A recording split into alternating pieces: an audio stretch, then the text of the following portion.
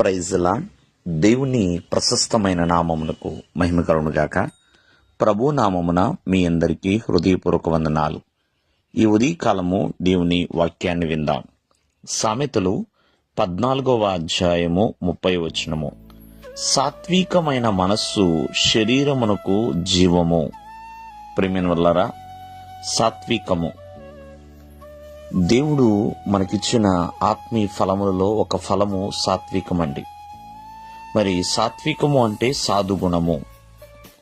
కావున అటువంటి ప్రశాంతమైన హృదయము ఎవరికైతే ఉంటుందో వారి శరీరానికి జీవం అనేది ఉంటుందండి.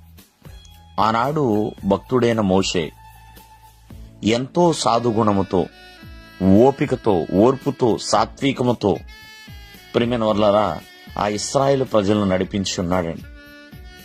ఎంతో సాత్వికముతోనే, అంటే చాలా ప్రశాంతంగా ఉన్నాడు కాబట్టి ఫరో ఎదుట తను నిలవబడగలిగి ఉన్నాడు.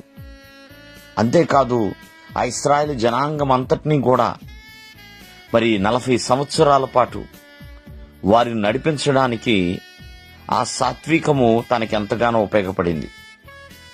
కావున సాత్వికమైన మనస్సు ఆరోగ్యము అని దేవుని యొక్క వాక్యం సెలవిస్తుందండి.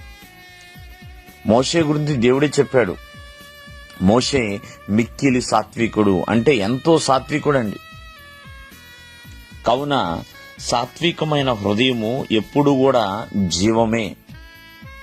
నజరుడైన యేసుక్రీస్తు వారు ఎంతో సాత్వికముతో, ప్రియమైన వారలారా, ఆ ప్రజలందరినీ, ఆనాటి యూదులు కావచ్చు, పరిసయ్యులు కావచ్చు, సద్దుకయ్యులు, శాస్త్రులు, ఇలా ఎన్నో వాదములు ఆడుతున్నా వారందరి ఎదుట ఎంతో సాత్వికముతో ఆయన వ్యవహరించాడండి. ఎంతో సాధు గుణము కలిగి ఆయన నడుచుకుని ఉన్నాడు. కావున ఆత్మీయ జీవితములో సాత్వికము అనేది ఒక ఫలము లాంటిది. కావున దాన్ని ప్రతి ఒక్కరు కూడా కలిగి ఉండాలండి.